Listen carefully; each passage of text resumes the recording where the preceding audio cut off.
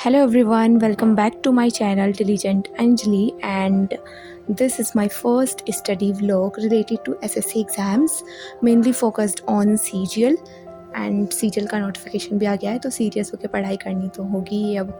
तो सबसे पहले मैंने अपनी टू डू लिस्ट बनाई कि आज मुझे क्या क्या करना है, बिकॉज़ इसके बिना हम डिसाइड ही नहीं कर पाते क्या करें क्या नहीं करें।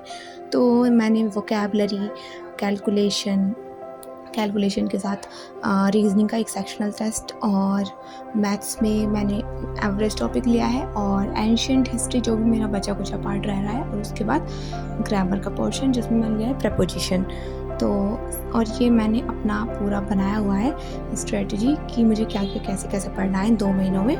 उसके बाद सबसे पहले मैंने अपनी कैलकुलेशन स्टार्ट की, जिसमें टेबल तो बहुत ज़्यादा मेन रोल प्ले करती है, बिकॉज टेबल के बिना कोई कैलकुलेशन हो ही नहीं सकती ईजी। तो इसलिए मैंने सबसे पहले टेबल किया, और मैंने 26 तक टेबल कर ली है, और उसके बाद स्क्वायर एंड क्यूब किए।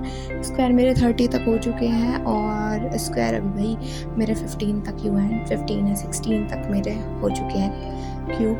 और क्यूब के बाद मैं करने वाली हूँ जो सिंपल कैलकुलेशन होती है, like multiplication, addition, subtraction, division, तो ये सब चीज़ें। और इन सब चीज़ों को मैं कहाँ से करती हूँ, कैसे करती हूँ, इसके ऊपर मैंने ऑलरेडी एक वीडियो बनाई हुई है जिसमें मैं खुद अपनी शीट प्रिपेयर करती हूँ कैलकुलेशन के लिए, और उसको सॉल्व करती हूँ, और उसके बाद उसको कैसे कैसे करती हूँ वो सब, उसके ऊपर मैंने एक वीडियो बनाई हुई है जिसका आप लोग ये देख सकते हो, ये पिक्चर है उसका। तो आप इसका लिंक भी आपको मिल जाएगा। बाकी आप चैनल पर विज़िट करके उस वीडियो को देख सकते हो, जहाँ मैंने आपको कैलकुलेशन के बारे में बताया हुआ है कि कैसे मैं कैलकुलेशन शीट खुद से बनाती हूँ, फिर उसको सॉल्व करती हूँ, कैसे उसको चेक करती हूँ। तो आप लोग जाकर विज़िट कर सकते हो एक बार। बाकी मैंने अब मल्टीप्लिकेशन कर ली है, उसके बाद मैंने एडिशन के क्वेश्चन भी सॉल्व कर लिया, और उसके बाद मैं कर रही हूँ सब्ट्रैक्शन।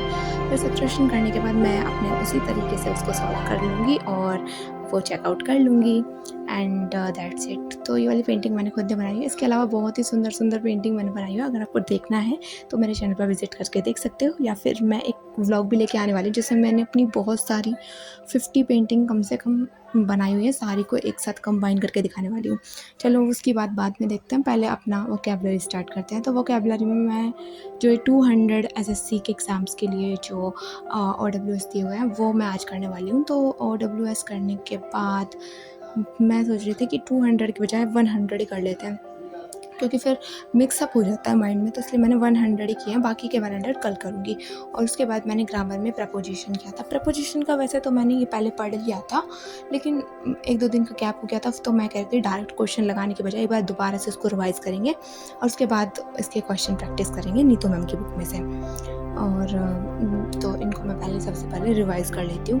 और जो ये नोट्स मैंने बनाए हुए हैं, रानी मैम की जो ग्रामर की प्रैक्टिस सेट वो प्लेलिस्ट है यूट्यूब पे, तो मैंने वहाँ से ये कंप्लीट की अपनी ग्रामर, बहुत इजीली समझ में आ गई थी मुझे, तो वहीं से करती हूँ। लेकिन इसके जो प्रैक्टिस क्वेश्चन है वो मैं इस वाली बुक में से करती हूँ, नीतू मैम की वॉल्यूम 1।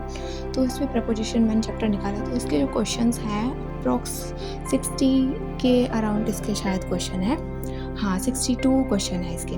तो इसमें से मैं इनको अभी प्रैक्टिस करूँगी तो ये हो ही जाएंगे, क्योंकि अभी भी मैंने पढ़ा है, तो इसलिए कल करूँगी।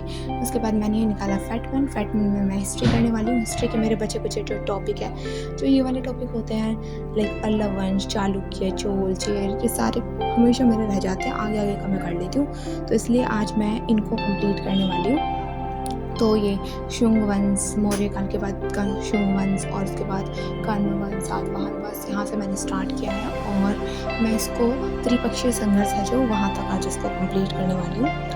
तो लेट्स सी कर पाती हूँ या नहीं।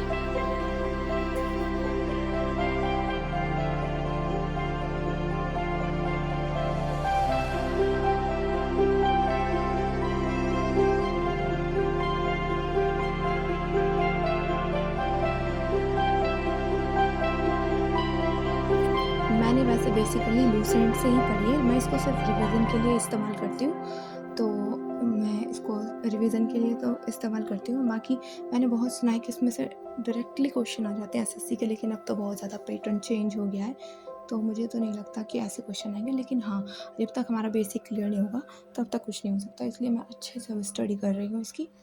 और क्योंकि बहुत अच्छी बुक है और सर की क्लासेस में मैं समझ लेती हूँ। इंग्लिश में हिंदी मीडियम से देने वाली हूँ एग्ज़ाम, लेकिन मैं उनकी इंग्लिश मीडियम वाली क्लासेस भी समझ लेती हूँ, तो अच्छे से मेरे को समझ में आ जाता है परमार एसएससी चैनल से। उसके अलावा नवीन सर की वीडियोज़ भी मैं देख लेती हूँ, वो भी बहुत अच्छे से समझा देते हैं, जो समझ में नहीं आता है। और जो अलग एक्स्ट्रा होता है उनको मैं अपनी इस बुक में या फिर लुसेंट में मैंने बहुत ज़्यादा ऐड किया हुआ है। तो आज के लिए इतना ही। और हाँ, इसके बाद मैं एक रीज़निंग का मॉक लगाने वाली हूँ। देखते हैं कि आज रीज़निंग में मेरे मॉक में कितने स्कोर कर पाती हूँ, क्योंकि 1-2 बार ऐसा हो चुका है कि मेरा 18 से कम मेरे अभी तक गलत नहीं गए हैं रीज़निंग में।